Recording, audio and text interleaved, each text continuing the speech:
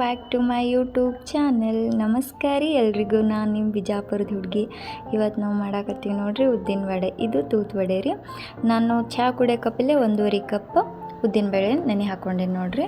Already ನಾನು ತೊಳೆದು ನೆನೆ ಹಾಕ್ಕೊಂಡಿದ್ದೆ ರೀ.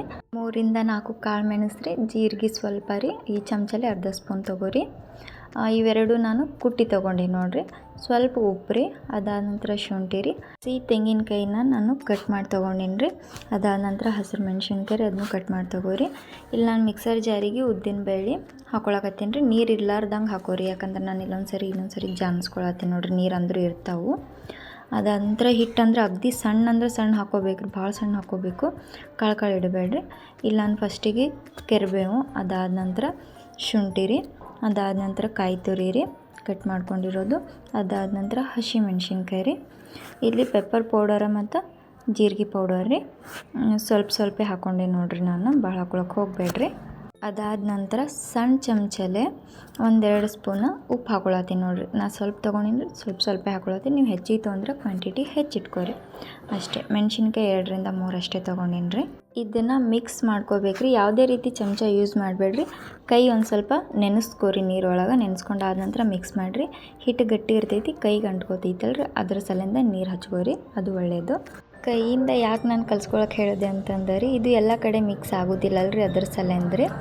ಇವಾಗ ಮೆಣಸಿನ್ಕಾಯಿ ಅದು ಎಲ್ಲ ಮಿಕ್ಸ್ ಆಗ್ಬೇಕ್ರಿ, ಮತ್ತು ಪೌಡರ್ನು ಮಿಕ್ಸ್ ಆಗಬೇಕು, ಉಪ್ಪು ಟೇಸ್ಟ್ ಕೊಡಬೇಕು, ಅದನ್ನು ಮಿಕ್ಸ್ ಆಗಬೇಕಲ್ರಿ. ಹಾಗಾಗಿ ನಾನು ಕೈಲೇ ನಿಮ್ಗೆ ಕಲ್ಸ್ಕೊಳಕ್ಕೆ ಹೇಳಕತ್ತೀನಿ ರೀ.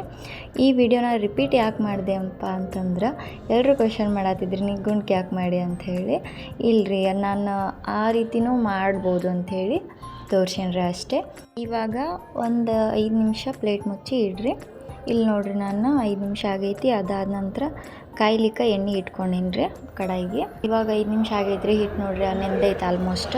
ಇವಾಗ ನೋಡ್ರಿ ಎಣ್ಣೆನೂ ಮಸ್ತ್ ಕಾಯ್ದೈತಿ. ಕಾಯಿಸ್ಬೇಕಾದ್ರೆ ಹೈ ಫ್ಲೇಮ್ ಇಟ್ಕೊರಿ, ಆಮೇಲೆ ಲೋ ಇಟ್ಕೊರಿ. ಈಗ ನೋಡ್ರಿ ವಡಗಳು ಎಷ್ಟು ಚಂದ ಬಿಡತ್ತೀನಿ. ಅದಕ್ಕೊಂದು ಗುಂಡಿ ಆಕಾರ ಕೊಟ್ಟು ಹೆಬ್ಬಟ್ಟಿಂದ ಒಂದು ನಡ್ಬರ್ಕ ಹೋಲ್ ಮಾಡಿ ಬಿಡ್ರಿ. ಅದೇ ತೂತು ವಡೆ ಆಗ್ತೈತಿ. ಅಂದ್ರೆ ಈ ಶೇಪ್ ಕೊಡಬೇಕಾದ್ರೆ ಭಾಳ ಈಸಿ ರೀ. ಕೈ ಒಂದ್ಸರಿ ನೀರಾಗಿ ನೆನೆಸ್ಕೋರಿ. ಈ ವಡೆ ಮಾಡಬೇಕಾದ್ರೂ ಕೈ ಒಂದ್ಸರಿ ನೀರಾಗಿ ನೆನೆಸ್ಕೊಂಡೆ ಆಮೇಲೆ ವಡೆ ಹಾಕ್ರಿ, ಉಂಡೆ ಆಕಾರ ಕೊಟ್ಟು. ಇಲ್ಲಪ್ಪ ಅಂತಂದ್ರೆ ಕೈಗೆ ಮತ್ತು ಹಿಟ್ಟು ಅಂಟ್ಕೊಳ್ತೈತ್ರಿ, ನೋಡಿಕೊಂಡು ಹಾಕ್ರಿ. ಎಣ್ಣೆ ಸೇರಿಸ್ಕೊಳಕ್ಕೆ ಹೋಗಬೇಡ್ರಿ. ಅಗದಿ ಸಣ್ಣ ಲೋ ಫ್ಲೇಮೇ ಇಟ್ಟರು ಏನೂ ಪ್ರಾಬ್ಲಮ್ ಇಲ್ಲರಿ.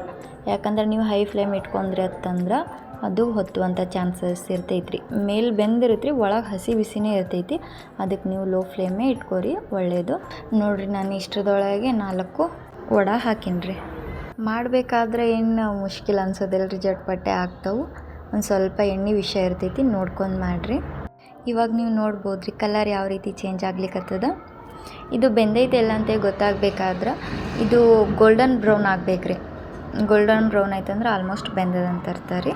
ಇನ್ನೊಂದು ಸರಿ ಹೇಳೋದಾದ್ರೆ ಈ ಬಬಲ್ಸ್ಗಳು ಕಮ್ಮಿ ಇರಬೇಕ್ರಿ. ಈ ವಿಡಿಯೋ ನಿಮ್ಗೆ ಏನಾದರೂ ಇಷ್ಟ ಆಗಿತ್ತು ಅಂದ್ರೆ ಪ್ಲೀಸ್ ನಿಮ್ಮ ಫ್ಯಾಮಿಲಿ ಫ್ರೆಂಡ್ಸ್ಗೂ ಕೂಡ ಕಳಿಸ್ರಿ. ಹಾಗೆ ನನ್ನ ಚಾನಲ್ನು ಸಬ್ಸ್ಕ್ರೈಬ್ ಮಾಡ್ಕೋರಿ. ಇವಾಗ ನೋಡಿರಿ, ನಮ್ಮ ವಡೆ ಕಲರ್ ಫುಲ್ ಚೇಂಜ್ ಆಗಿಬಿಟ್ಟೈತ್ರಿ, ಅಂದ್ರೆ ಕಂಪ್ಲೀಟ್ ಆಯ್ತು ರೀ.